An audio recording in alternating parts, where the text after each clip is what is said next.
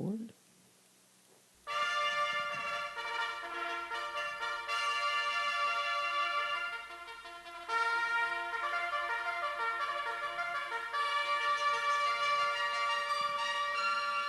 Yes, welcome to another episode of A Shot of Reviews. I'm your host, Jarrell, and with me is my co-host, Stu. Sup? What's up, Stu?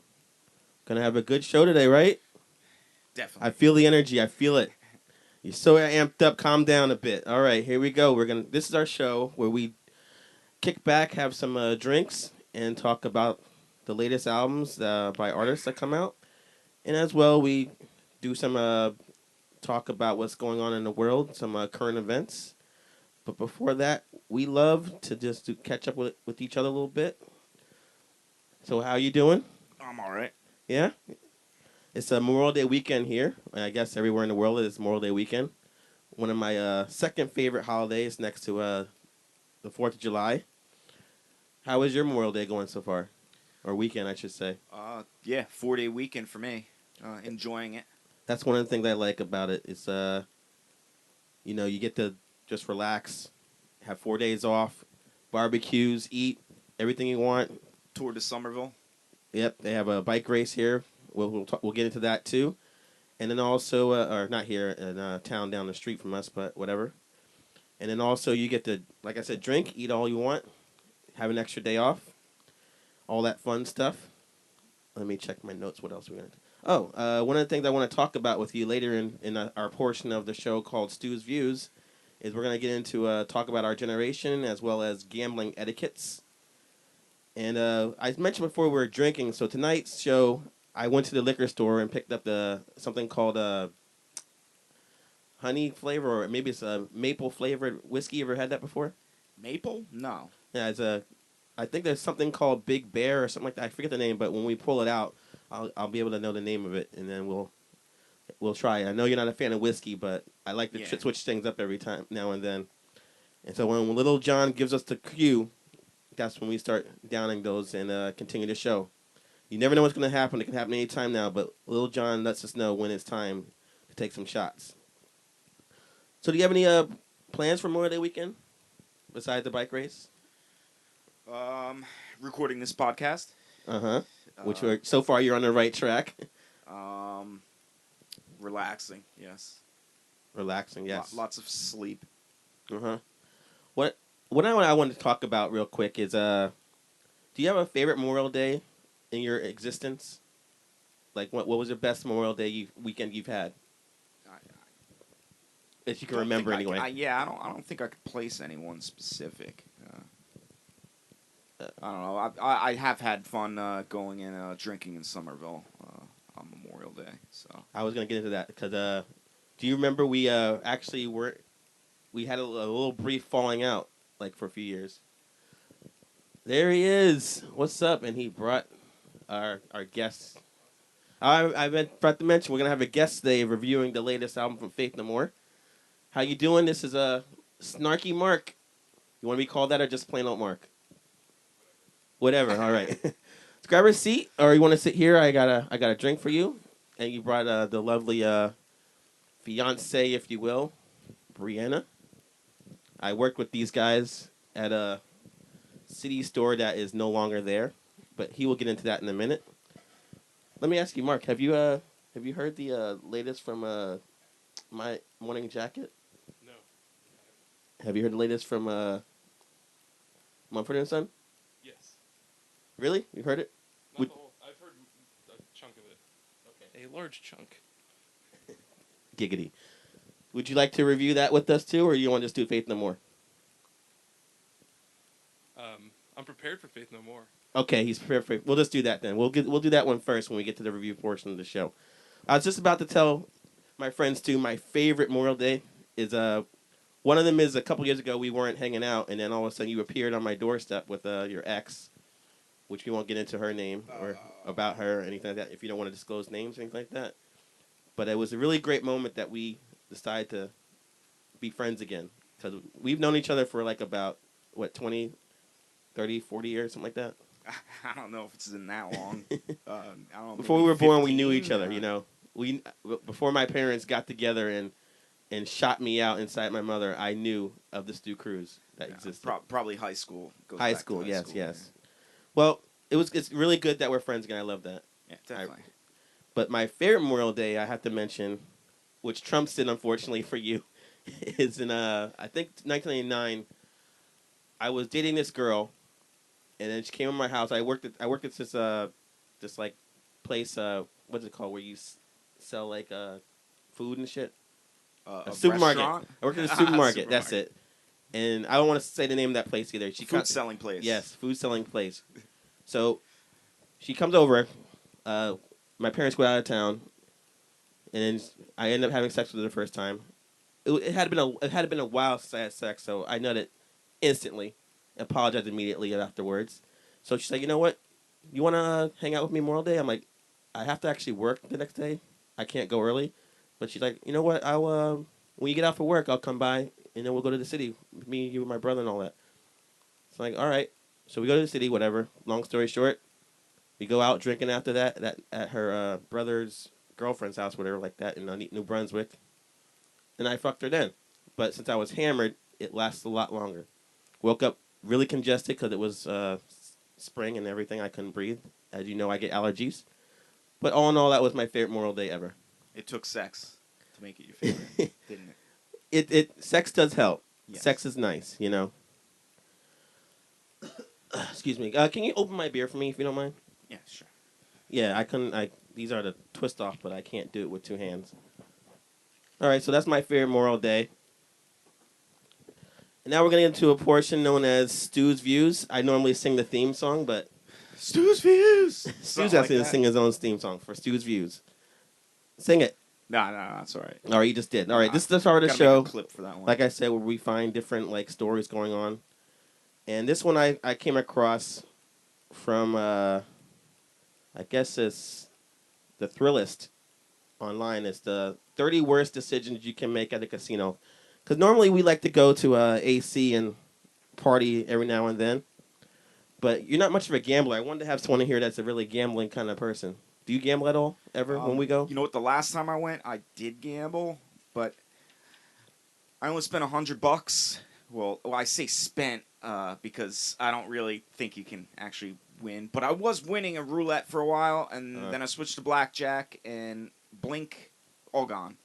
Okay. What did you do wrong on blackjack? The I dealer think kept beating you? Well, the drinks started kicking in, and you know, it is kind of slightly a skill game. So I just fucked up too many times and lost all my money.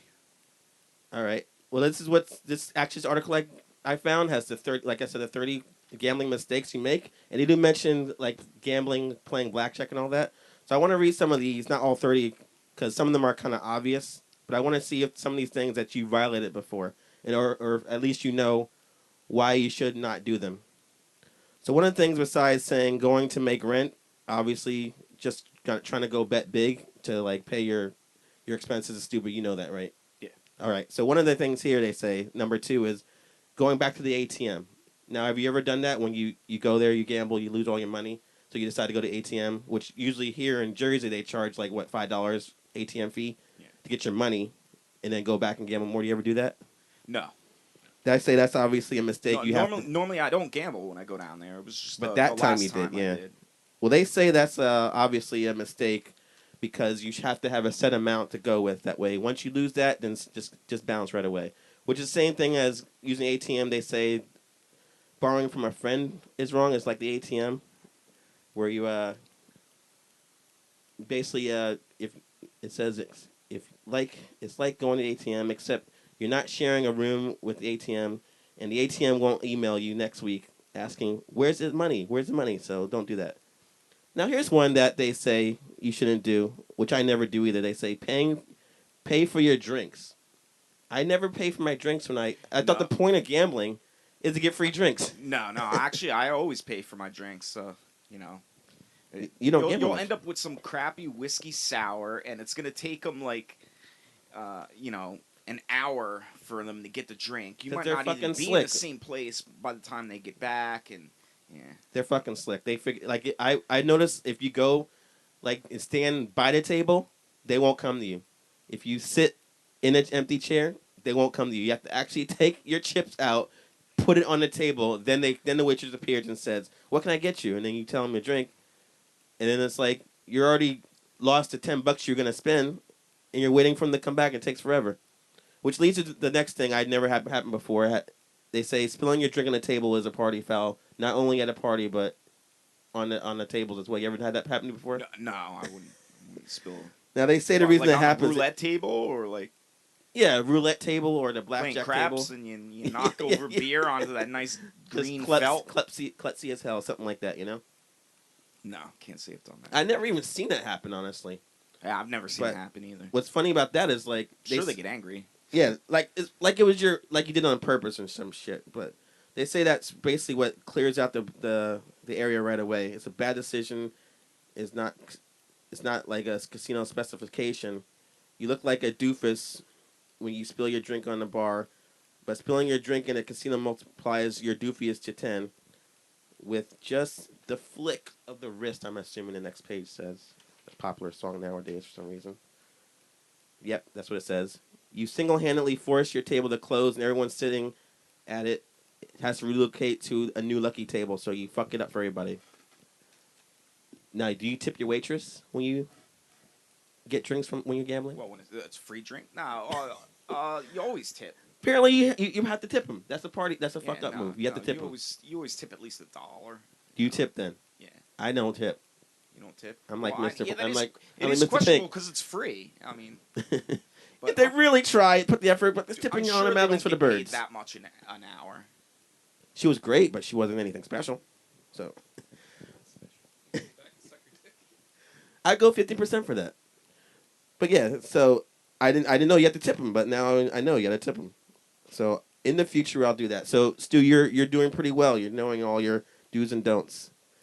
I won't get into whole blackjack, what to do here and there, things like that. Because there's 30 of them. They're not all great.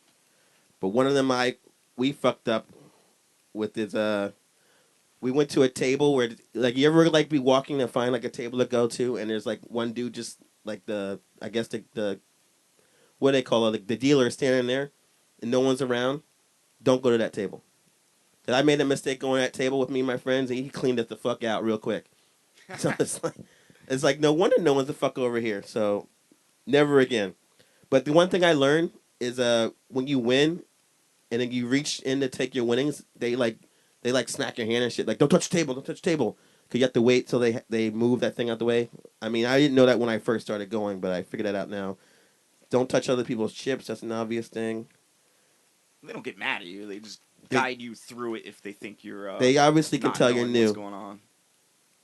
But I wanted to get to the one where I saw that was one I know you do this. What? I know you do this, but I gotta find where it is. They say filling up on carbs at the buffet is bad. Just go for the lunch, not the breakfast, because it's cheaper. Or no, go for the lunch instead of the dinner because it's cheaper. Not using rewards cards is fucked up, but I don't have one. I know that. Not asking for comps. Playing with scared money. There it is. Scared money? Let's see. If you can't afford or refuse to split your cards or double down when it's time calls for it in blackjack, just take your next page.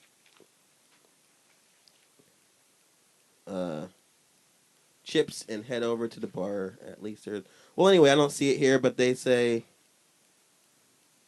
like, just doing minimum bets all the time is the wrong way to go, because it's never gonna go anywhere. That's what was happening to me with roulette. I kept making small bets and kept winning, losing, and it was just taking too long. Right. I was like, I don't see anything happening here except me gaining money, losing money.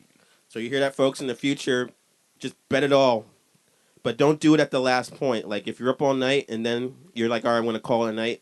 Don't be like, oh, I'm gonna put it all on black and this fucking win this thing. Like you're not Wesley Snipes. Don't do that. Either way, you're up 100 and figure, why wouldn't I want to be up 200? Because there's actually a better chance you're up 0 when it comes time to leave. So there we go with that story. Next one. We are gonna define what we are tonight because I came across something interesting. My wife, Miss S, and her friend were talking about. She did some survey about millennials because she's born in 1986, so she's technically a millennial. Well, and how they jerk off into mirrors. Yes, how they jerk off in the no, Stu, no. They're that's any generation. I bet that even the silent era people are doing that. You know, I think Charlie Chaplin jerked off too to mirrors, but he was silent. Anyway, they say that people born in the what do you say we are honestly? We're Generation X. That's what they say because they couldn't think of anything to call us. But when you look at what Generation X people are, we don't really relate to them honestly. Well, what was there before us? Baby boomers. Right. Obviously, we're not that. Yeah. But Generation X apparently goes from the late 60s to early 80s. But and then also the millennials are after that. But we can't relate to those. So I found this. So when she was bitching that she saw some article that was talking about millennials and she couldn't relate to that at all. Like she felt like she was too old for all the thing that millennials do. But let me try to read some of this article here. So anyone born in the late 70s or early 80s like us probably has memories of huddling around a bulky desktop with 5 friends to play Oregon Trail. Have you heard of that? No, I've actually never played Oregon Trail, but I've played a lot of old PC games. What the fuck is that? That's a PC game? Yeah. Okay, I never heard of that. Guess I am a millennial after all. So this article titled Oregon Trail's Generation Life Before and After Millennial Tech. I got this article from a site called popsugar.com. So probably Generation X if you know DOS. Right. But the thing they say is me and you, like, we're like an enigma. Those of us born at the tail end of the 70s and the start of the 80s, some of the generational experts lazily glop us to Generation X, and others just shove us over to the millennials they love to hate. No one really gets us, and no one knows where we belong. We've been called Generation... this is kind of small, I can't read it, but whatever. We call lucky ones, but no name has really stuck for our strange microgeneration that has both a healthy portion of Gen X grunge cynicism and a dash of unbridled optimism of millennials. A big part of what makes us a square peg in a round hole of named generations is our strange relationship with technology and the internet. We came of an age just as the very essence of communication was experiencing a shift and is giving us a unique perspective that's half analog, old school, and half digital, new school. And what do you say to that, Little John? And Little John says, it's time for shots. Can't hear it. I can hear it. He said it's time we use some shots. So like I said before, we'll continue this in a second, but I need you to go in the freezer and get the whiskey out there for us. I'll keep reading while you're gone. But we're going to do something. Would you like some shots, Snarky Mark? We're doing whiskey. Yeah. All right. Got you a glass here. How about your lady? You like to do shots? And she says she's driving. I don't know what the point of that is, but anyway. Obviously, you didn't walk here. All right, where were we? If you can distinctly recall the excitement of walking into your weekly computer lab session and seeing a room full of Apple IIe's displayed and start screens of... I hate Apple. This Oregon Trail. I never heard of this. You're a member of the nameless generation, my friend. We were the first group of kids who grew up in a household with household computers, but still novel enough to elicit confusion and wonder. Generation X individuals were either fully formed teens or young adults when computers became mainstream, and millennials can't even remember a time before computers. So, like I said, like we have to think of a new name for us, because obviously we remember... What's wrong with X? Because we're not part of them. We remember you. How was that? Because what I just said. Remember, because we weren't teenagers when computers came out. We were like, I mean, we weren't grown ups when it came out. We were like teenagers, and you remember a time before computers, don't you? Yeah. I remember when Atari came out. When it was there we go. So now we need a new name. Yeah. I've been thinking of. I remember pre internet, which was BBSs that you had to use a modem and dial up another computer to like get porno pics that were all pixelated and some Duke Nukem video games. Mm-hmm. But the internet definitely All right. improved that. I'm gonna bring my other point in a second, but pour these drinks already. All right. Because you know how he gets antsy if we don't do our shots immediately. We're getting to it. All right. We're doing it. See, he's getting mad. Hold on. So he's got to open it first. It's really hard. We got it. We got it. It's almost there. I'll keep reading if you want, man. Because I got a really good point in this part where they talk about AOL. Huh? Bird Dog? Yeah, you ever heard of Bird Dog? Looks like my little Jack Russell. Aw, memories. Cute. Misty watercolored. Oh, the way we were. Just got her pictures. I won't sing an old song, I'm kidding. Alright. It's a cork? Nope. I heard that pop. I hope they got it online. Easy does it. I think we're coming up now in the podcasting world. We finally got a guest here. I'm really excited to hear what you have to say about the Faith No More album, which I'll give a background about you. So a toast to new beginnings and old friends.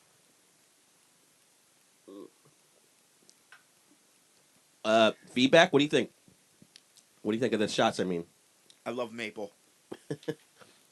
Do not like the whiskey flavor though. yeah, it's pretty harsh. That's all right. So, did you remember coming home from middle school and heading straight to AOL, praying all the time that you hear those magical words, "You got mail," Instant messenger. after waiting for a painfully slow dial-up speed connection?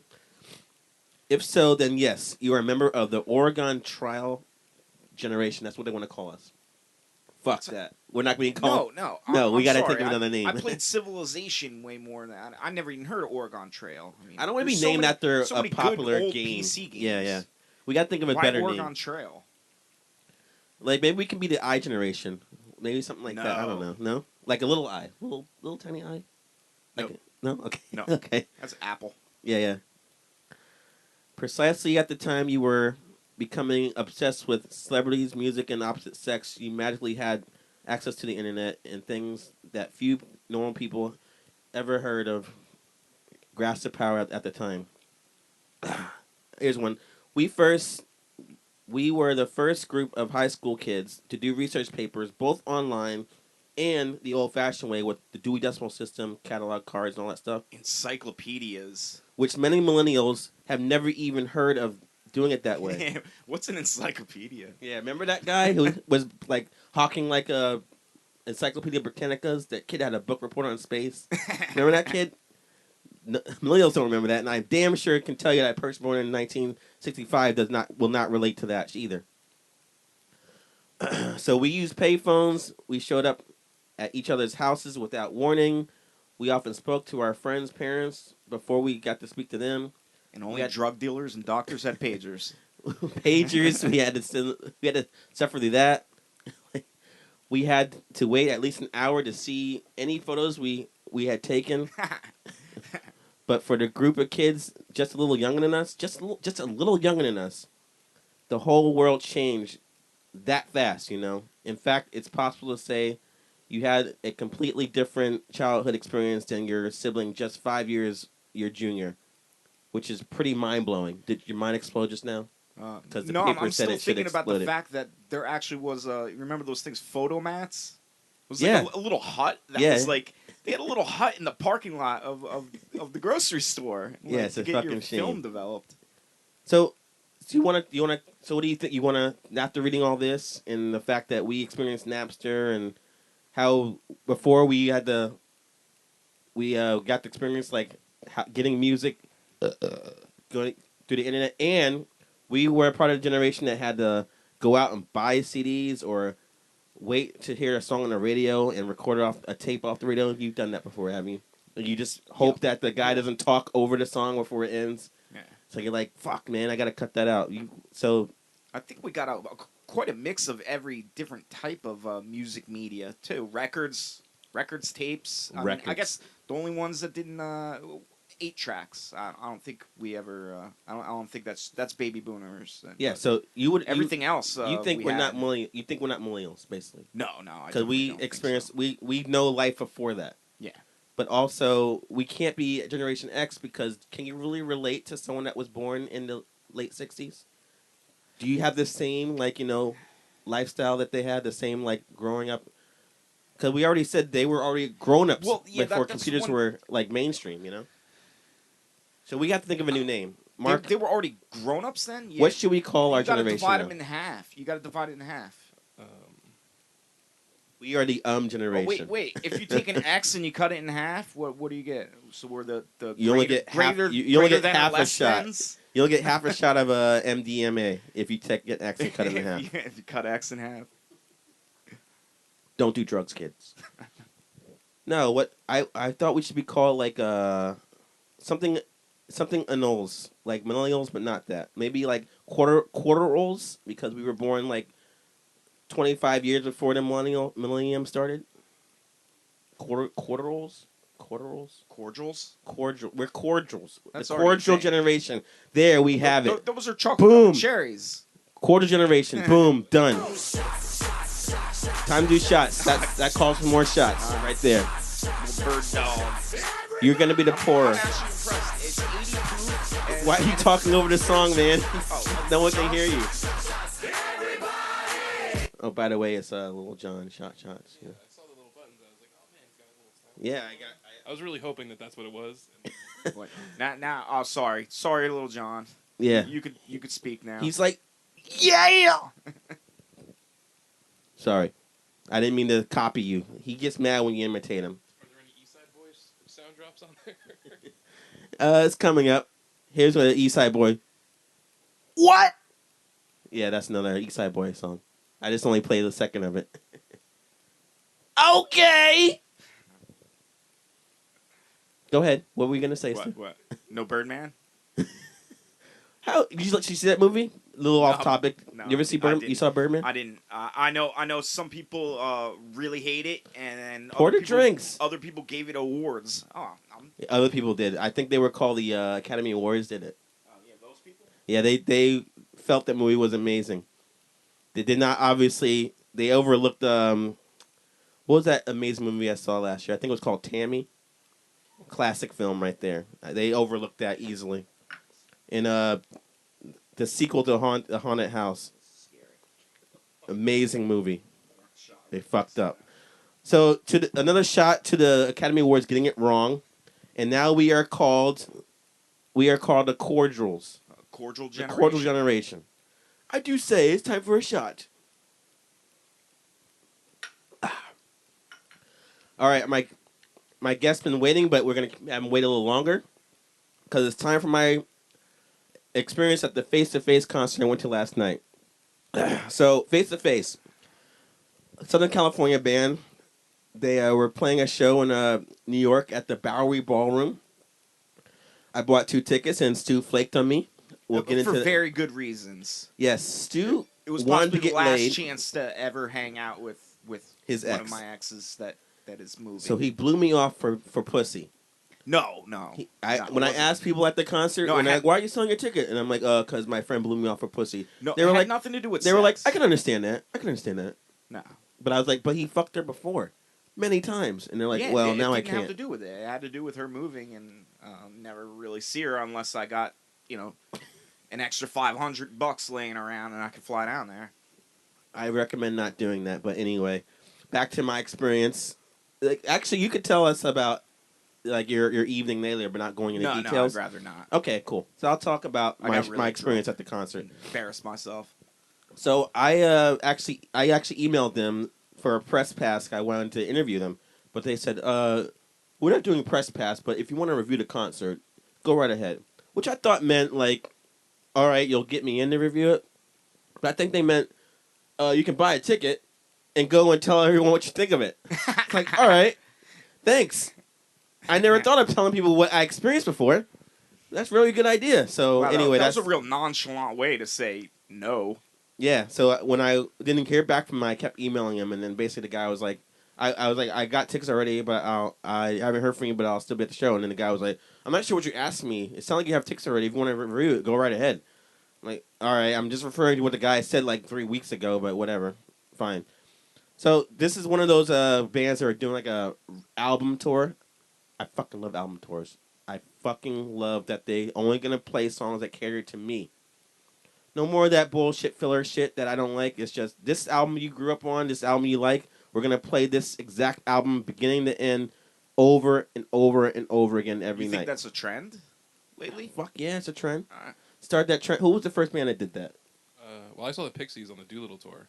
Doolittle, amazing album. Which I'm a little jealous that Marky got to see the Pixies until I see them on YouTube. They are fucking boring live, but I love that album regardless. Whatever. So we went to see the Suicide Machines last month. They played like the album I went to college listening to from beginning to end. Loved it. So Face to Face played an album called Big Choice, which Good you one. might know No, this. that's I don't want to say the kid's name, but I was watching MTV uh back in the late mid '90s, and then they showed a clip of Face to Face playing for about, I'd say, 5 seconds, and I was like, "These guys are awesome. I want to listen to them." So I go to the lunchroom, and this kid whose name is Steve. Who cares what? Let's not say his last name. You know, Steve, Skinny Steve, All right. Skinny Steve. So I'm like, I want to get into Face to Face. This was a time when this kid listened to punk rock, whatever. So it lets me. He burns that they call it at that time. Actually when it was he dubbed. They dubbed. It's called dubbing at the time. He dubbed me the tape. Big Choice. Listen to it nonstop. That was my soundtrack for high school. So when I saw this tour coming around, I had to buy tickets, go right to immediately to this show. So long story short, or a short story long, we'll make this long story. I go in. They get on stage.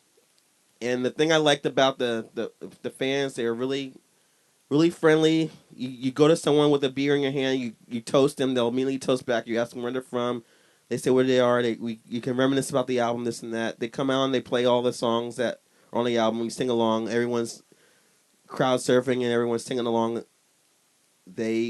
Everyone told me they were sound exactly like the album, and I have to say it was true. They actually were really good. Did they I'd do never their seen them before. usual like theatrics on stage with the synchronized guitar lifting and moving around? No, No, they didn't do that. I was looking for that. Like you told Uh, me, it didn't happen. that was like some of the like I saw them at the Trocadero, you know, That's a place in Philly, long by the time way. ago. Yeah, in Philly, and they did all the songs and they had like synchronized movements and stuff like that. It was really cool. Yeah. Cool. So they didn't actually do that, but they were just, they play each song back to back without talking. They were face to face. It's really cool to be here in New York. We love playing here. That all that like dick sucking thing they do in every single. I think bands do that every single like venue they go to. They like, oh, this has been the best show ever, Cleveland. Oh, this has been the best show ever, Oakland. Oh, special like don't fucking bullshit me. But needless to say, Well, I'm gonna say if they this. give a reason, Yeah, but it was they said that like you guys are really hype. I like how you're singing the words that we're saying. It's great. But I want to say this: they were great, and I would if I have to rate the show for a rating system that goes like, if I want to go to the top where it's like, stop what you're doing, see this band, or wait till they come to your town, go see them, or watch them on YouTube, or avoid them at all costs, or get a pickaxe and torches and boycott that the fact that these bands even exist in tours. I'm gonna have to say you have to see them next time they play this whole album all the way through. That was the really highlight of the concert, them playing that album. Like they're just an average punk rock band to me. They were good. They didn't do anything that was like impressive or amazing to me. So I'm gonna have to say go see them if you have a chance. They're good, but not that great. What was really great was the fucking venue. I saw them at the Bowery Ballroom, which is like a seedy place. You go around the corner, and it's like you can't. CD plays. Yeah, you ever been to Bowery Ballroom, Marky? Yeah, multiple times. All right, so you go in, you go around the corner, and it's like you can't even tell you're there. It's like a little sign. You go downstairs, and it's a bar. And guess who the fuck I ran into in there when I sold your goddamn ticket? Who? I sold your ticket to someone. Oh, yeah, that's right. You did tell me. Yeah. I told you. Yeah. Yeah, Okay. I didn't tell the fans. One of Rob's. Yeah. So we saw Rob's we friends, were or friends with a Rob's band band called member. Midtown. The drummer actually was in the band with Stu back in the -5. early '90s, a punk band. But he's in the pop punk band, and I ran into his guitarist, and I was like, "Oh, what's up?" And I basically said, "You're amazing. You're great." But it was kind of weird that the guy I sold a ticket to was friends with him, and then he showed up there. So I sent a picture to Rob, but whatever. So I go up and I go to the venue. Tell me if I'm wrong on this, Marky. They had no fucking barricade there. No, and that's why no barricade. So it's like it's a fucking like hardcore punk band's dream to play this venue.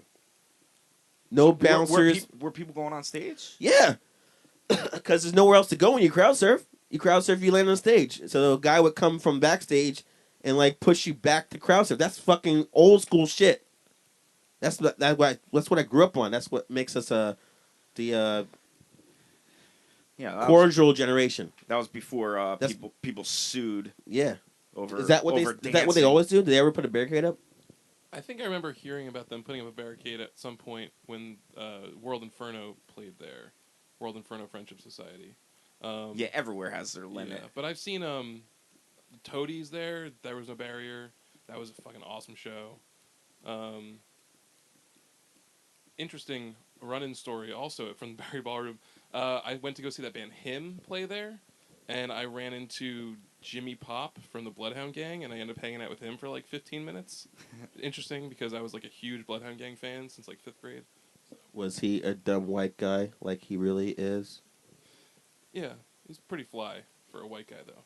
Did he talk like this the whole time? No, he was pretty drunk and animated. Nice. Nice. That's like you're like doing an impression of yourself, right? Oh, burn. That's why I can't wait to get this guy on, man. He's a really funny guy. Actually, that's how I talk to customers. We'll get into that later. I'm more animated now, right? I'm moving around. I'm talking. That was me saying, "Welcome to insert store name here. How may I help you?" I'm only reason I'm not saying the name of the store. I don't know if you mind or not, but we'll get into that later. So, long story short, like I said many times before, I like the venue better than the actual band. But now you're telling me that they sometimes have barricades, which was a disappointment to me when we went to see. We went to this place called Webster Hall in New York to see this like Black and Blue tour, which is like a hardcore band. No, it's not a tour, but Black and Blue Bowl. Yeah. Yeah. And then they had no barricades. So I'm like, this is my favorite venue. We go back to see the Mighty Mighty Boss Tones. They build a barricade. Yeah. Like, what the fuck, man? They built one? What, did they take it down and put it back up? Like, why bother? Either have it or don't. It might be requested by the bands whether they want to deal with that or not. You know, it's probably their choice. Yeah. That's good that they have options. Because it's weird because it didn't seem like Face to Face was really ready for not having a barricade. Because when people would go to the front, the mic stands would fall over and shit like that. And then the guy was like, the lead singer's name was Trevor, who's like, you committed the fail. Don't be on stage when the song ends. Like, but That's probably why they didn't have synchronized movement. But obviously he didn't care that much. But it was fun. It was a good time. So basically, go see Face to Face. That's my long story short. Why do I keep fucking saying that? I hate that expression. What expression? I hate saying long story short. Either tell a long story or don't. I guess I'm nervous. Maybe I need some more. Little John read my mind. We're going to get into the reviews now, and it's going to be really sloppy. But that's all right. Before we get into the reviews, let me ask you, Mark, do you want to get to the face more right away? Marky is very not laid back. That's why I love this guy. You know what? I was thinking about faking this with like apple juice. Say it again? I was thinking about faking this with like apple juice today because I was so friggin' drunk last night, and I was like, I don't know if I could do a shot of reviews. Real quick, Stu. I was gonna fake Tell it. us about your evening without getting into like the No, sex no, or no, no, anything no, like no, that. no, no. Why are you so shy? Just tell us what happened. You blew me off to do. You went to a I going went away to party. a going away party. How was it? It was fun. Yeah. Who was a lot of I people got there? a ride there. I got a ride home. A lot of people there. 15? 15. Were they 15-year-olds or 15 No, people there? 15 people. Yeah, Okay. 15-year-olds. All right. We're gonna bring It on. was a daycare party. I think we're gonna where we should review this album. We're gonna about to do is let's do the shots real quick. We're gonna do a shot to my friend here, Marky, which we'll get on. I insulted 15-year-olds. Fuck him. They're all like, "What are The you way talking we should about?" do this I got is 15-year-olds first ganging up on me. we're gonna get the credentials of why we have Marky on here for the Faith No More album. Now, I worked with this guy at a record store, CD store, and DVD store, and it was awful. The job, I mean, not working with him. Did they have mini discs? It was a corporate bullshit thing. If everything you know about Empire Records is a lie, this fucking job sucked. They take everything that's fun about that movie and suck it right out of it. Corporate bullshit. It's nothing about the music at all. It's about getting numbers, getting people to come in, buy their crappy merchandise, and have them come back over and over again for their customer reward things. But the store has some perks because that's where I met my wife, got married, have kids, and this is the same place where he and his fiance now got together. So I think Oh, the wow, it's particular store, magical. yeah, that store is a breeding ground for relationships because before I worked there were a couple dating there at the time.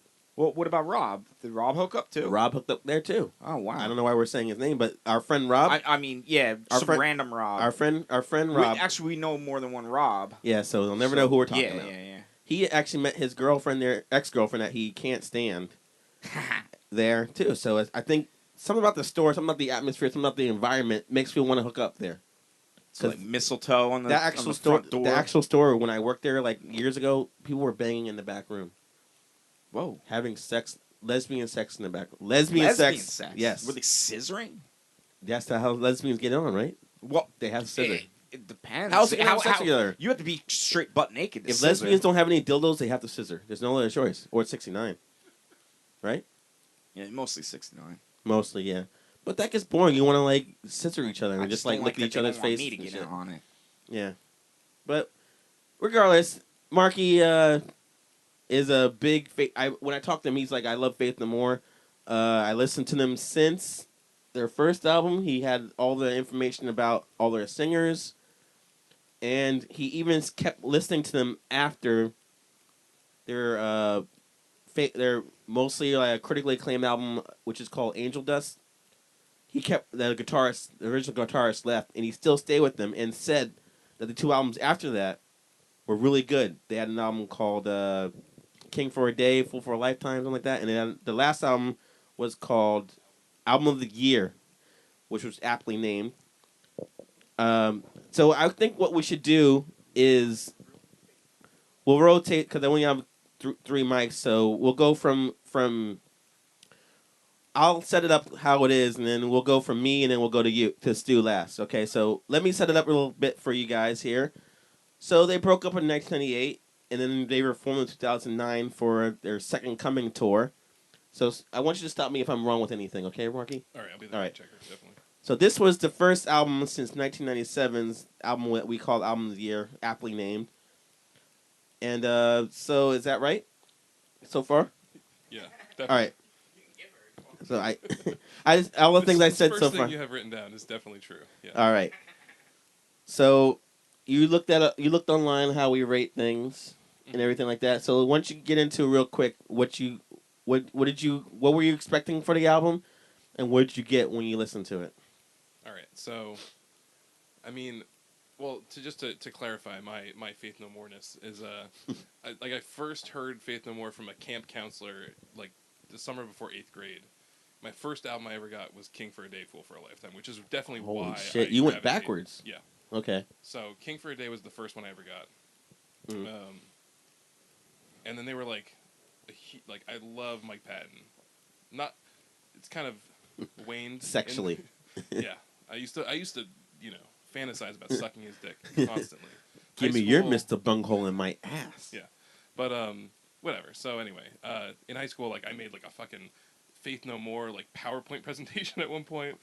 like What was chronicling that? all How the does that work? It was like you can click on the different members and find out what bands they were on in, like yeah, So I was a huge Faith No More Mike Patton fan in high school, um, but yeah. So for this album, um, So when you found out they were putting another album out, what was it? Did any excitement hit you? Like, were you like, "Oh my god, I can't wait to hear this," or I don't have to wait this long. I can't." yeah, well, I mean, definitely like because they got back together for some reunion shows, like you said, 2009, a couple Yeah. years ago, which I didn't get to see because I don't know if they really played America. I know they did like small European dates and some festivals and stuff.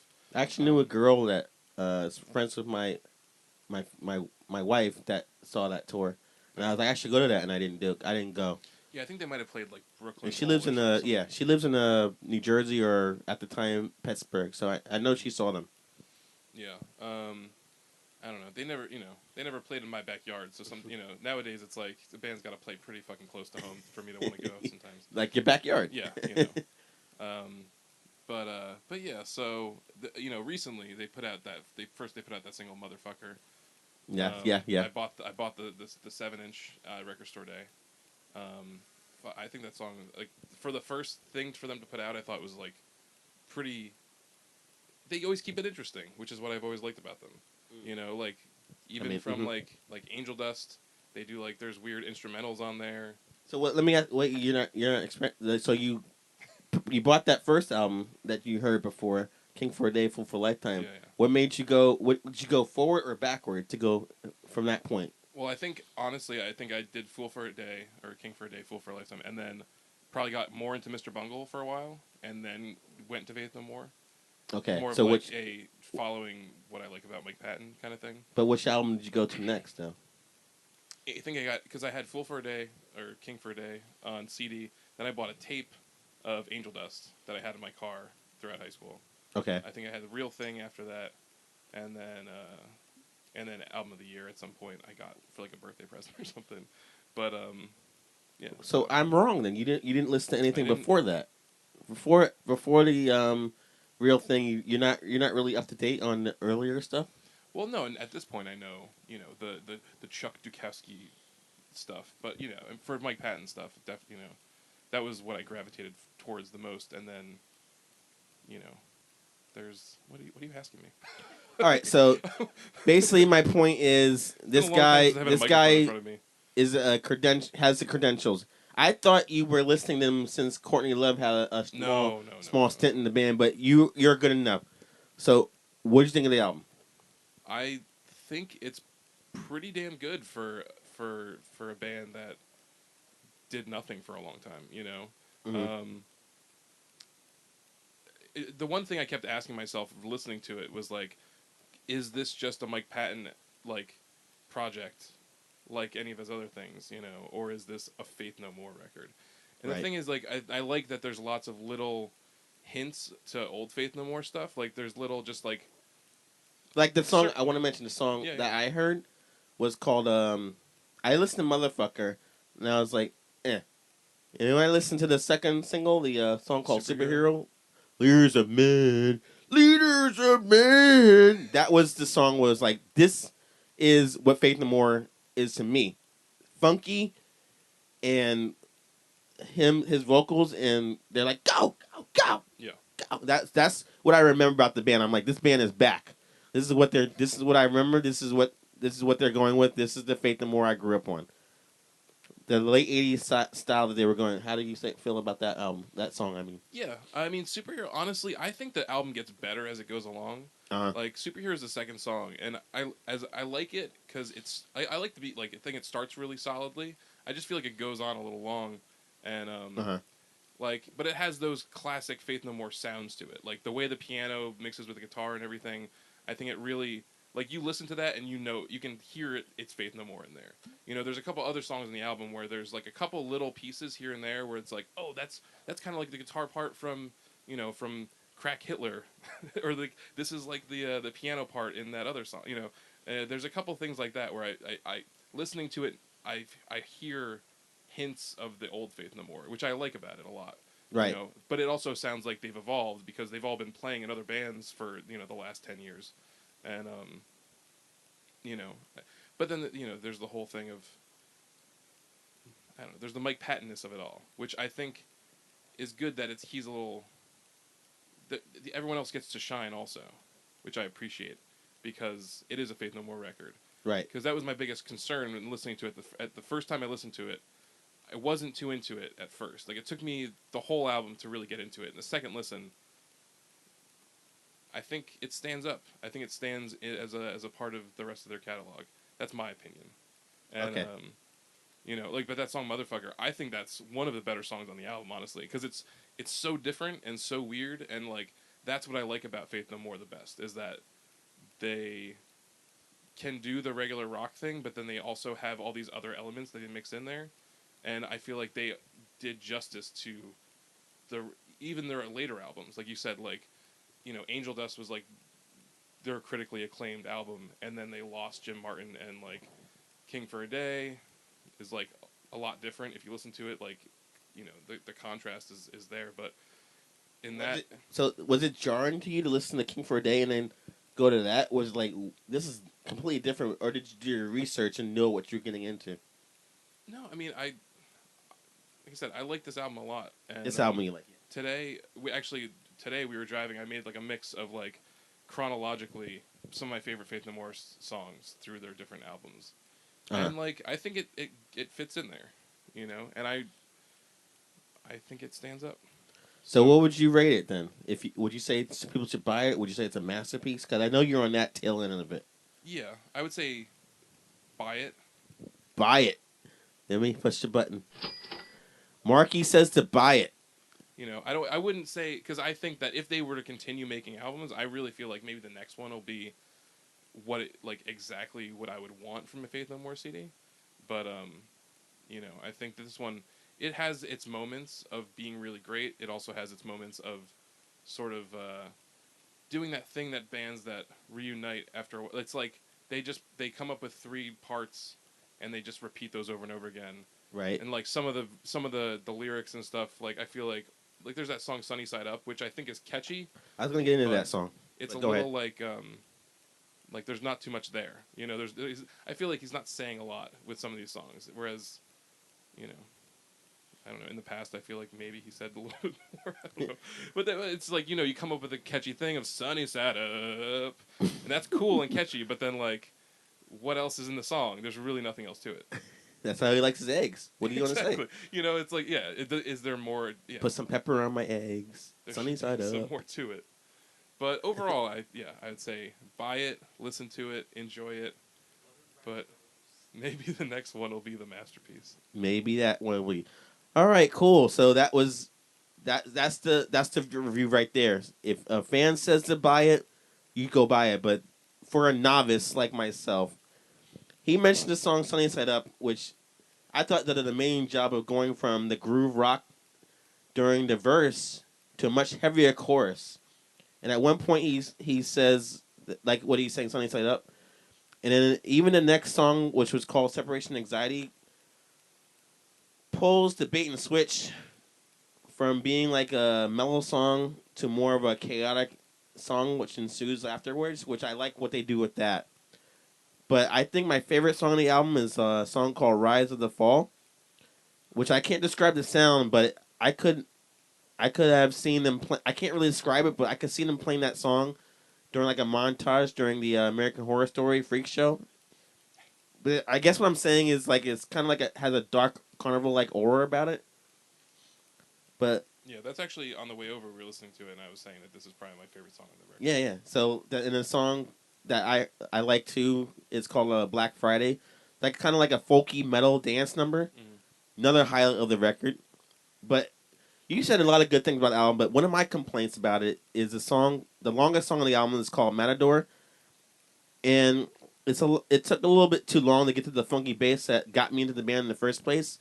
Cause a little backstory about me, is the first song I heard by them, which everybody out there heard, was a song called "Epic," which is like what the Red Hot Chili Peppers was doing at the time. They sounded just like that. I like the rapping like funk thing they were doing. And I was a fucking kid at like 14 years old, and every time that video would come on MTV, I would watch it and mimic his like Mac Patton's movements and like sing along to it. Like I was like engulfed on all the colors and the dying fish and all that stuff. I thought that was amazing, and that's what I liked about them. But this song, Matador, like I said, was they managed to get to that point, but like it, but let me see. It's true to. I wrote my notes, but I didn't like how long it took to get to that point of the song. And the whole experimental side of the band is what I never liked about Faith No More. Okay. Like the thing about Faith No More, which I'll say too, is they got what I said before, that album Real Thing with Epic. They got Mike Patton to sing on there, and they had all the songs written already, so he just sang the songs and did it, and I liked that. But then the next album, everyone loved, which is Angel Dust, is when they let him have his creative input in the songwriting process, and that's when I didn't like that much. I like when they stuck to what they were doing, but I see what this album is. He still has a say in what they do, and he still has that weirdness about him that he does with Mr. Bunghole, and what's the other thing that he does is popular? Uh, Tomahawk. Yeah, Tomahawk, Tomahawk. I Phantomites. think that's what he does, and then he wants to incorporate into his music, I'll and list them all. that's I won't do all that, but I can see in that particular song that's what they're doing. And in the last song, which is called "From the Dead," is a really nice sunshine pop song with an acoustic guitar. And I think it was a nice ending for the album. So See, my thought, I remember listening to, I thought that the last song should have been the first song because I really really, don't like the opening well, what? track. Yeah, the opening track, you're when it begins with like the Drury piano intro, which Yeah. is what's the song called? It's not the self title. What is it called? Off the top of my head, I don't Yeah, I know. can't remember the name, but I'm like, whatever. But then when the song kicks off, I'm like, eh. Oh shit! Like that's my one thing about it is that Patton really has gotten into like he's so I feel like he seems like he'd be a cool guy who's also super into himself, and he just has this personality that comes across where like the first couple tracks on the CD, he does a lot of his like, well, I'm the man, I'm gonna get you, like Yeah. he has this like that thing that he does. That like dark, Yeah, which listen sometimes to. really works and sometimes it just gets lost on It's a lot of spoken word that he does, like the song you Mm. said, "Motherfucker," like a Yeah. spoken word, and then even the beginning of the song, like spoken word thing. I kind of like, I'm kind of like bored with that, but the same thing you said, I did the same thing. I listened to the album the day it came out or a week before. I'm like, this is okay, but when I listened to it a second time tonight, I was like, I was almost on the verge. I'm like, this is a fucking masterpiece. This is an amazing record. And then, like I said, like the song I mentioned that was too long was kind of like where it fell off. There are points where it's like boring, and there are parts where every song has a part you'll enjoy.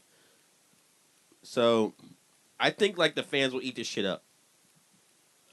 I got a burp, and I dare to say that the casual listener will dig it real too. They pick up right where they left off 15 years ago, or over 15 years ago, and it showcases why they are an amazing. They remain the legends of alternative metal. So I am going to give this buy this as well. Stu, what is your thoughts on this album? Oh no, you, Little John might have to help me with this one. Nope, you got to wait. Little John is. I put him in the box. All right. Well, I'm hoping for a I don't want to debate. drop any bombs like too big, but I don't think it should have even had the Faith No More name on it. Wow. I don't. I was used to songs like Epic, and I just like that whole the Chili Pepper esque dancing, and it was like hardcore dancing, and just like almost funky, like happy singing, and like it just seemed like work on a rainy day. I'm sorry, that's just it was his vocal style now is just like very is dark, and I didn't enjoy it. So you hated it, you're saying? Yeah, pretty much. That's all you're gonna say to it. So would you say to skip it? I wanted to go easy, but there I'm not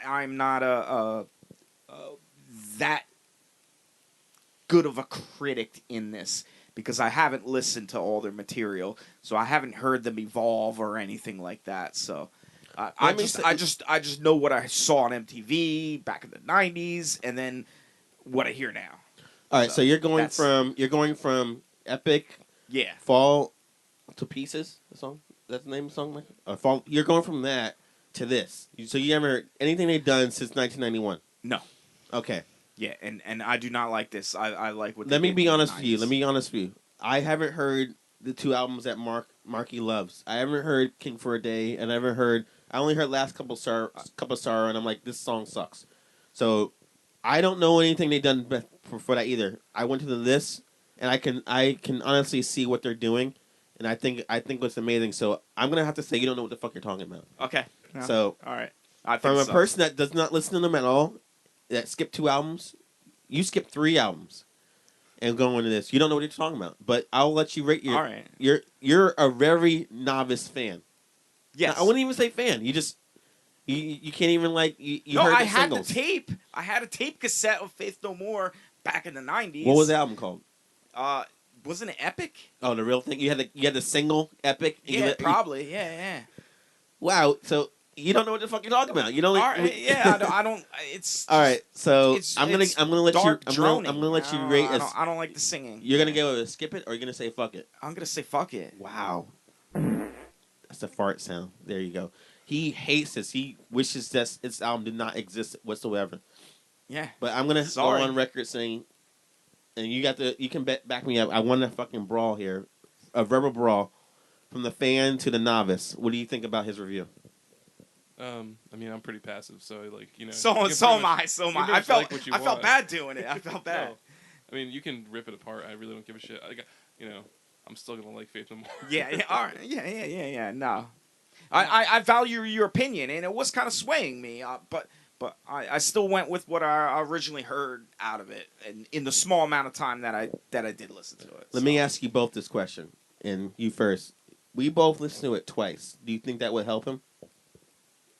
Yeah, I think that because I didn't, like I said, like my first listen, I was kind of like on the fence about if it would even qualify as a Faith No More record. Okay, yeah, but with concern. my knowledge of their progression, because they're not with even like when Jim Martin left, like it's a huge shift of like guitar styles, and I think that me knowing and actually really loving the last 2 records that they put out, I think really helps my appreciation of this one, definitely.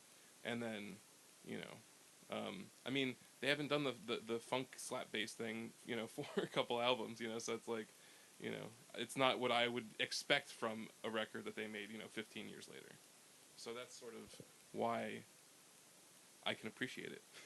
So will you do us a favor and let's do it again? Yeah, all right, I'll listen to it again. Okay. I didn't listen to the entire thing. I listened to about 80% of it, so.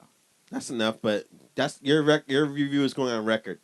So at the end of the year, when I get this album, one of my top 10, you have to have listened to it again. But even what you say, even if you say I change my mind, really? It's too late. You think that's going to be in the top 10 for 15? For me, it might be. It might be my top 10. All right, we'll see. We'll see. Lil Jon, what do you think of that album?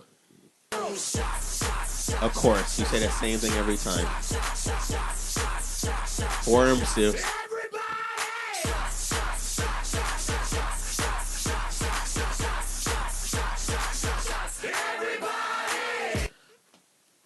All right, so what did you think of the album? If you want to let us know, give us some comments. Did you love it? Did you hate it? Like Stu did? We'd love to hear it. I have to remember to do the shot portion after I do that part. But we're gonna go to the next album, which was called Wilder Mind by Mumford and Son. But first, let's take these drinks here, because we have to. When I feel like when we do shots, we really give our opinions wholeheartedly and bluntly, and we stutter.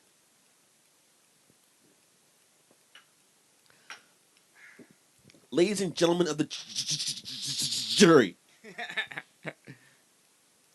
Where was that from? What quote is that? I don't know.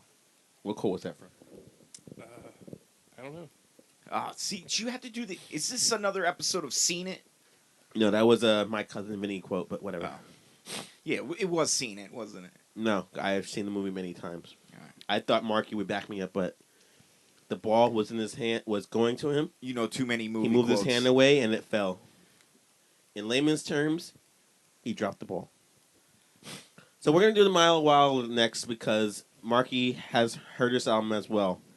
This is the third album from a British band, produced by James Ford and the nationalist Aaron Dessner, instead of the Marcus Dreas who produced their first two albums. And let's remind you all about everybody out there that this is a departure from the signature folk rock sound that they've been doing, and they're doing a more electrical sound. I'll go first. So obviously, Mumford and Sons on the first track were really inspired by Coldplay with their first song, which is called Tompkins Square Park. And they even used that Chris Martin-esque like piano and that eerie background echoing guitars. So I was like, oh my god, they're going to pull this shit. But then after the stagnant track, which was called Believe, the album picks it up with the more upbeat song called The Wolf. And I also found the title track to be a beautiful adult contemporary tune right down to the keyboards that set the atmospheric mood. One of my favorite songs is a song called Cold Arms, which is kind of like a ballad about relationships and features only the lead singer Marcus and his like bluesy electric guitar. And he's like lamenting about like despite the fact that he has cold arms, he'll do whatever he can to keep his lover warm. At least that's what I think the metaphor is. I'm not really sure, but if you go along further in the album, I found that the song "One Love," they're like or "Only Love," they're trying to channel their inner like Phil Collins into it, and like for the first 2.5 minutes before it kicks into like electric indie rock that they've been doing for their whole record. But what's been constant about the band for their entire career is not only do they write some catchy tunes, but they can also make some really dull, uninspiring songs too. So I won't go into detail about their snooze fest anthems known as Broad Shoulder Beast or the last song, which is called Hot Gates. But every album I heard, they have a lot of songs that are fucking boring as shit. So let me get to the point. A lot of hipsters, purists, may find or cry out, sell out to the fact that they changed their style or went to a new musical direction. But to me, with the folk rock trend bubble about to inevitably combust, because we have bands like the Lumineers, which they fucking need another hit badly. Badly. And what's another folky song that band? I can't think of another one right now, but they have a lot of folk music coming out. Not like Dylan, but like it's like a fucking trend happening right now. So they had no choice but to evolve. They had to like do like, and even though they're doing a sound that's not really like new or revolutionary or original, it's clear that they're pushing themselves as musicians, which I think that's the true meaning of like a true definition of being a fucking artist. So I'm gonna say as well, this is now me at the buy. Let's go to Marky. What do you think of the latest album? All right. Well, long story short, I haven't listened to the majority of this record. Like, I don't know too much of it. I've heard a few tracks off of it. I still do work for the same shitty record store that we worked at before. So, I mean, I hear it on like the in-store playlist that they make us play sometimes. I kind of liked Mumford and Son more folksy. I understand that they're because I know they took like a hiatus for a little while. I'm sure that was their whole thing was like, do we keep doing this folk thing? Do we keep plucking our banjos, or do we evolve? I want to like I could just picture that guy like being like, I want to play a fucking guitar. Like, come on, goddamn it! I'm tired of taking this goddamn train with Edward Sharpe and the Magnetic Zeros. Did you see that documentary? There's a documentary with them and Edward Sharpe and the Magnetic Zeros, and like the Old Crow Medicine Show or something? No. Okay. Well, there's a documentary where they like have they go on a tour where they just take a old steam train like through the country, like whatever. Like go fuck yourself. Like come on, like just take a fucking tour bus. Like you're not in the old times. But it's it's one of those ones I watched it once and then I fucking sold it.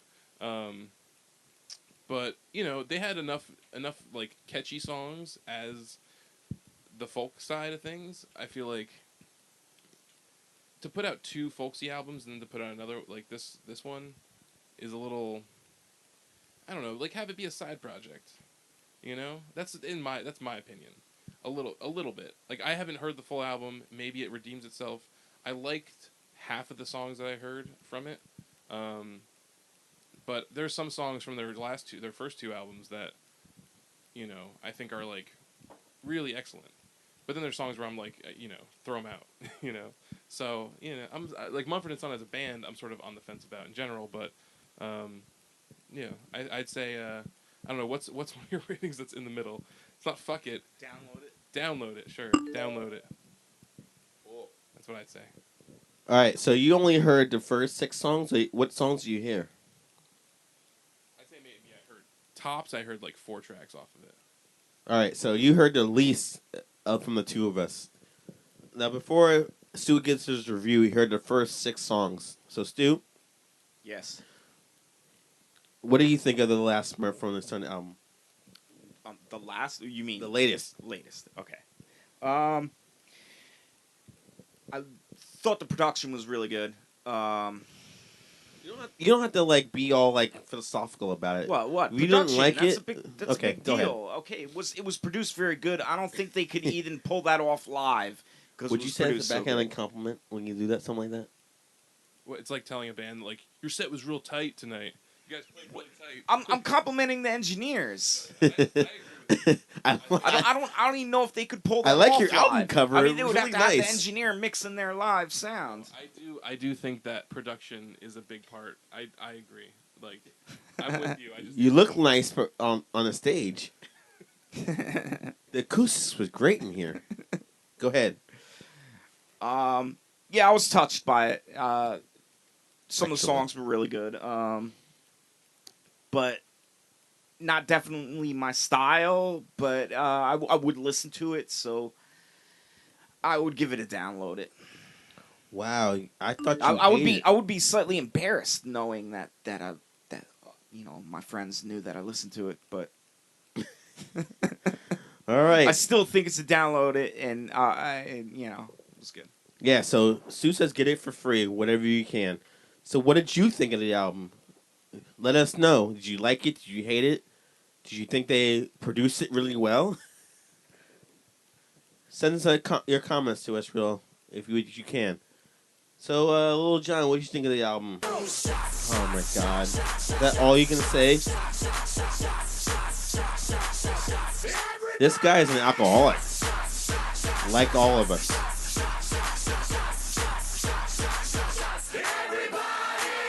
Stu is right on point pouring the drinks.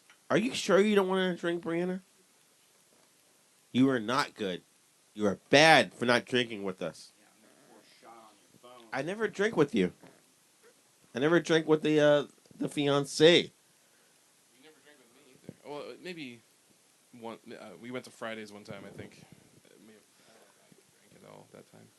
Oh yeah, we gotta talk about our homosexual manager. I thought you were going to say experiences. He was a bear. You know what bears are? A bear? What, like a furry? A toast to bears. Grr. To bears. The bears. The bear. Homos. Wait, I want to know what you're talking about, though. It's an inside joke. Real quick before we go to the next review, we work with our manager at disclosed store name, CD store, and he was gay as a kite. Are kites gay? But it was big and cuddly? No, he was a big... You ever see The Lord of the Rings? Big no, and sorry. hairy. You ever see Harry Potter? He's a gay Sasquatch? You ever see Harry Potter? Harry Potter. Yeah, There's a guy what, in any of Harry those- Potter with like a fucking big ass beard and dirty and shit. I don't know his name. What's his name? You know the bass player from Static X? It looks Okay. just like him. But not dead. No. Well, But not dead? That's the main guy. Too soon for a joke? I think so. Yeah. Jesus Christ, man. I had a fucking sweet Wayne Static shirt in high school. It was awesome. It was like him with his fucking giant hair. I met Static X and he signed my dollar bill with he like drew like his hair on George Washington. How did he die? I didn't hear I don't know, some kind of overdose probably. it. What does he sound like when he talks? Like, is he talk like I can push it? Yeah, he just keeps saying push it all day. He's blowing my mind. Jimmy Pop doesn't talk like this all the time. No, And- it's like real like, hey, I'm Jimmy. Like, what's up, man? Like, he's got that. You know how Bam Margera has that like real Pennsylvania accent? Like, they have the similar kind of like Pennsylvania accent. Oh, Bam Margera. He's like, dude, my friend died in a motorcycle accident. It's awesome. Oh, you're really knocking him out today. Taking down all those dead guys. Dead Guys. You remember that hardcore band, Stu? Dead Guy? Yeah, I love Dead Guy. All There's, the Human Remains. There's similar members. I think one of the members of Dead Guy is in Human Remains. They're still around. Anyway, Dead Guy's not around now. let's get to our last review. My Morning Jacket album called The Waterfall. So, how I heard this band, an episode of American Dad introduced me to them.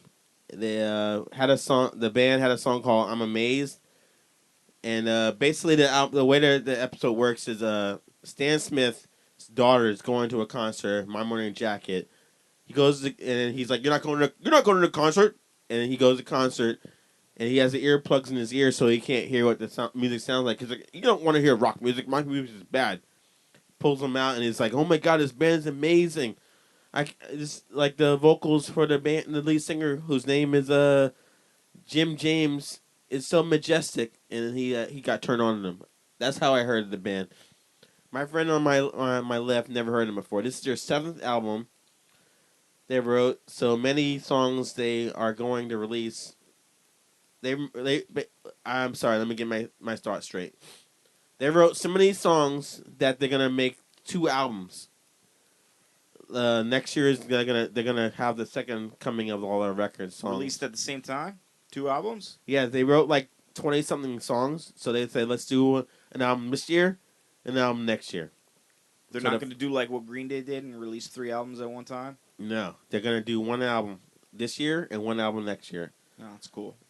So I listened to them for their past 5 albums, and Jim maintains his incredible voice, which transcends well from song to song, from typical psychedelics to R&B 70s style. And then one song they have is called "Like a River," which is gears from his folky guitars to the primitive nature sound, which is like in a sporadic, like spontaneous drumming.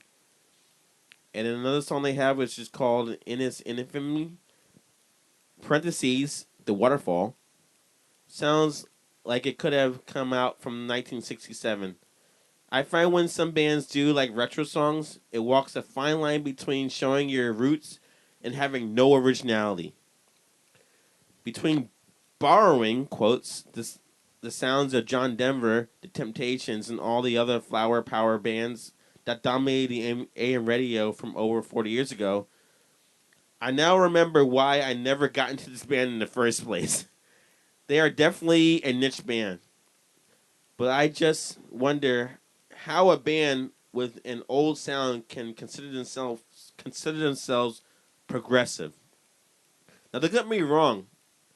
There are some really good songs on here, like the song Big Decision, Tropic, another parentheses, Erase Traces, but they are just grains of pepper in a giant bowl of throwback tripe. So I had a deluxe edition of the album, which contained 2 songs that are different from renditions of 2 songs previously heard, and they have 2 unreleased tracks. One song is called Hillsides, which is another ode to John Denver.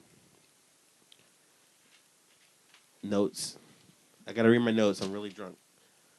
And they have another song called "I Can't Wait," which is yet another remembrance of the '60s. So I suggest buying one of these. Like, you ever hear those like time life things, like sounds of like the '70s? I suggest buying one of them, which is like what I guess My Morning Jacket is trying to do, imitate. That would be a more wiser choice, investment. So for me, My Morning Jacket is something you have to download. Stu, what did you think of the latest My Morning Jacket album? I'm so not on the same page as you today. Yes, you are not. No, I'm not on the same page. I thought it was amazing. I thought it was a really good album. I like the keyboards, electronic sounds, all the effects they used. It was, 70s. It sounded like 70s rock, like reborn with newer technology. I, How I the liked fuck it. can you say it's reborn? You're basically doing what already existed. No, How is yeah, that but they did reborn it some? better. How? How's it better? It sounds better. I wouldn't listen to 70s rock. I would rather listen to that. You're basically listening to someone copying what already exists. How's it better than what it happened? They took a style and used it. Yeah. All right, go on. I didn't mean to No, impose on no, your no, review. no. Go ahead. Well, I didn't interrupt you when You're right. I'm when you were sorry. bashing the shit out of them. Go ahead. Go. So go ahead. What did you think of? You want to go track to track or your overall opinion? Track to track. No, I'm just doing overall All right, opinion go ahead. Go ahead. because okay, a lot of the songs did sound similar because they were using that particular style, and as far as far as an album, I think it's good. I think you should buy it, Wow, and I think you need to listen to it a second time. man. So buy it. Buy it. Buy it. That's what Stu says. So, but what do you think? Was I too harsh? Is Stu Yeah, right you all were. along? Go let us know your opinion. Go to our website. Find out let us know what you think of the album. All right. So let's get to the. I think we covered everything we want to do here. Anything we want to talk about? Anything going on in your life? Not that I want to talk about. You always ask that. I do. I don't want to. I want know. to I share want to know my what's going on. intimate life details. Well, I bought a new car. Woo! Woo! He bought a new car. That's Yeah. boring. Let's talk about the. Let's talk about the engagement of our friend Marky and his fiance. How'd that happen? How'd you propose to your fiance? Well, first thing, I mean, you didn't ask me if I wanted to talk about anything before just springing this topic on me. I came here to talk about climate change today. All right, you got the greenhouse gas. No, all right. Let's see. We went up to Canada, Great White North, to Niagara Falls. I had a ring on me. I went to K Jewelers, met a very nice man. He showed me a couple options. I picked the one that I liked. He said, I hope she likes it. We went up to Niagara Falls. We went up on this fucking Ferris wheel thing that they had over there at night. You can look at the falls. They light them up. You get in this Ferris wheel thingy. It's like a hall enclosed thing. They play some nice music you can pipe in if you want. I said a bunch of nice shit. I was about... the first thing I said was, well, I love you. I don't know, here you go. And I pulled out the ring, and she said, no, do better. So then I said a bunch of other nice shit. And then she said yes. And, then we walked away. and then I dropped Fucking the- and then I balloons dropped came the ring, down. It yeah. was really majestic.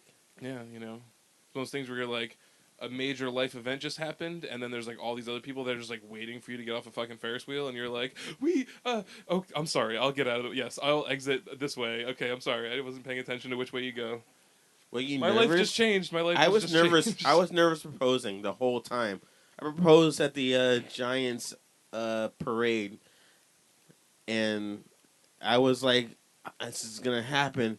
And I pulled that, like, I'm gonna tie my shoe right now, like the. Oh yeah. Remember I told you that story? I'm gonna pull my. I'm gonna tie my shoe, and then I'm gonna pull my. I'm already in the stance, and she was like, "What are you doing? Or what do you want to do?" I'm like, So I really love you. Do you want to marry me? And she's like, "Are you serious?" I'm like, "Yeah." And she said, "Yeah." Yeah. So I mean, I will say I was were definitely you nervous? I want to Yeah. say I mean, the whole day. she's pretty like we're pretty chill about everything, so she knew it was gonna happen at some point while we were there. Um, so yeah, but like I was like had this fucking ring box in my pocket the whole day. We were like there's this where our hotel was like it was literally right on the edge of like where Niagara Falls was. So like, but to get down to where the falls are, there's like this little. You can pay like $2 to get on this thing, and it like just takes you down a hill basically instead of having to walk all the way around. Right. Like another 15 minutes. So you were on the New York side, or you were on the Canada We were side? in Canada. Yeah, you said that. I'd never been to either side. So you've just never been there. Is it? Is it as is it as amazing as the movie Superman 2? It's it's been a really long time since I've seen Superman 2, but it's pretty fucking cool. I mean, the New York side sucks dick. So I mean, like I would say don't go there. Okay. But go to Canada. Get a passport. It was not that hard to get in. They searched our car, but I mean, I'd say like, keep your weed somewhere like safe, and they won't find it.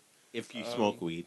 But yeah, they didn't really go through the bags or anything. They just kind of like they looked through a couple things. They went through they looked in the bag a little bit, but it's not whatever. Either way, it wasn't that big of a hassle to get in, and it was awesome. Yeah, I mean the Canada side is the place to be because it's right up on like all the sweet falls action you're gonna get down there. Did you have this plan all along?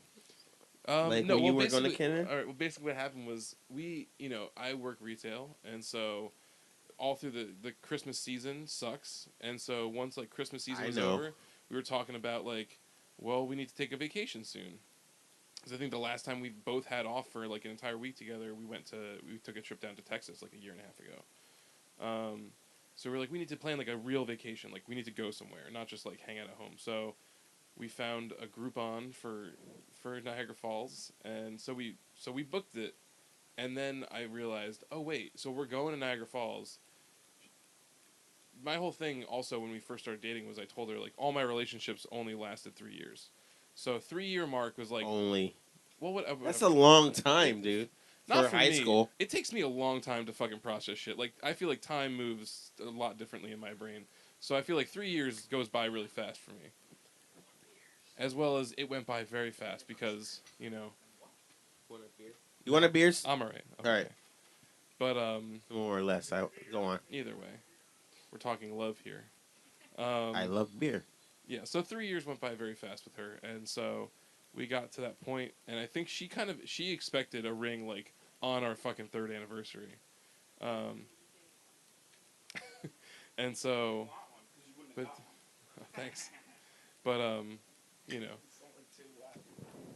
anyway, so I realized that I had this golden opportunity because basically 3 years came, and then I was like, oh fuck, well now I got to start thinking about a ring, and it happened. You're gonna edit this shit, right? Like I'm just rambling. Nope. I'm the one that does the editing. Hold on. Stop talking. All I do is normalize it. There's no editing. All I do is normalize it. All right, sweet. So all my rambling will be intact. Yes. But yeah, so you asked the question. I'm answering it my way. That's why I like it. But yeah, so once we had the trip planned, I realized that it's like you can't fucking. It's like production value, for like a movie. Like I'm like I can't fucking buy a better location than going to Niagara Falls for this fucking proposal. Uh-huh. Like what am I gonna do? I'm gonna go to like the fucking Patriot Stadium, or like, I don't know what it is. We'll go to the restaurant that we love so much. Like we're going to fucking. What's the restaurant Canada. you love? It's international love, baby. What's the restaurant you love? Was it we McDonald's? go Nomad Pizza in Hopewell, New Jersey. I would say just your listeners should check it out. Yeah. Buy it. Definitely no Masterpiece. Whatever. What's the top one? Nomad Pizza in Hopewell is a masterpiece. Should I play it? Masterpiece on. Say it again. Hopewell. Say what again? The name of the place. Nomad Pizza, Hopewell, New Jersey. Yes. Go to this place. It's the masterpiece. The amazing food. Yeah. real good pizza. What is the town it's in? Hopewell. I don't know where I'm at. I'm way drunk. Hopewell, New Jersey. Drop what you're doing. Go to right now. My co-host is pointing to me. What are you saying, Stu? Hold on. What are you saying, Stu? It's just past Montgomery. You got to go to that way. Yeah. You take 206 into Montgomery. Go Once you that get to Tiger's way. Tail, you make a right by the Tiger's Tail, and it's on that fucking road. And so it's like some of the greatest pizza you'll Do ever you have you guys have a date yet? Not really. Well, the tentative date right now is January 29th, 2017. But The future, Was that a future, whistle? future, Was he trying to future, future, future. but yeah, so we'll see what happens. We're working it out, you know. Why would you pick winter to get married? She Are wants you the winter goth? wedding. I'm fucking goth as shit. Are you kidding me? You don't see this black T-shirt I'm wearing? I do. Right? This is black T-shirt means not welcome. You guys want to Alright? save money. That's why you're doing it in January. January on a fucking Monday. That shit'll be fucking cheap as hell. Will it be outside? I now pronounce you. We're renting a fucking park. We're gonna set up some tables and chairs. No, I don't know. I mean, we're you know. It'll be a white trash wedding outdoors in January Yeah, in New Jersey. yeah. So Imagine how frigid that will be. We had fucking like negative like 4 degrees every year here, and I'm sure gonna pick that day. I'm planning on it. Invite me, Looking, and I'm checking all the farmers' almanacs. I'm gonna find out what the coldest day of the year will be. And I'll fucking book our wedding. I really hope I can be invited, let alone be a best man. Well, it's gonna be like 0 Day. I don't know if you ever. There's this movie called 0 Day where these kids they decide they're gonna shoot up their school, and like the one day. Oh, that's too they soon. decide they're gonna do it. Too soon. is The first day of the winter that it's 0 degrees is the day that they're gonna go and shoot up their school. So It's a rent pretty this fucking good movie, my movie. friends. Check it out. Rent it. It's an amazing tale. It's probably I Of think it's Columbine. On Hulu. I don't know if it's on. No. Well, it's not about Columbine. It's not. It's not like It is mirroring definitely- Columbine? It's definitely in response to yes. it yes. is. Okay, that's what I meant. No, I saw it in the theater, and there was a Q&A with the director, and he said like, "You told me, all right." She's telling me to shut up, so I'm gonna stop talking. All right, let's wrap this up right now. Let's play our outro music. No, you want Little John is sleeping right now. We're gonna like wrap this up. All right. So another amazing show. So if you want to get in touch with us, go to our website, which is njradio.net.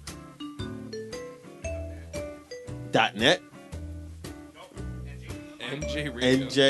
njhybridradio.net. I'm sorry. This is what happens when you take mad shots. Thank you, Little John. Or you can go to our Facebook, which is NJ Hybrid Radio. .facebook. Is that how you say it? How do you say it? Say it, Sue. I'll take it over. Website www.njhybridradio.net and Facebook page NJ Hybrid Radio. Thank you very much. And if you want to ever check us out, go to Earth right now. We love you, and good night.